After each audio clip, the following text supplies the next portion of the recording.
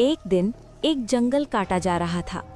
उस जंगल में बहुत से जंगली जानवर थे जिनको संरक्षित करने के लिए एक चिड़ियाघर बनाने पर विचार चल रहा था।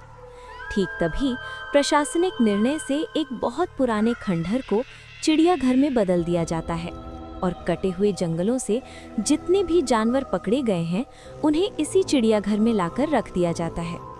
लेकिन सभी इस बात से अनजान थे कि ये खंडहर कोई साधारण भवन नहीं है, बल्कि भूतों का एक रहस्यमयी ठिकाना है।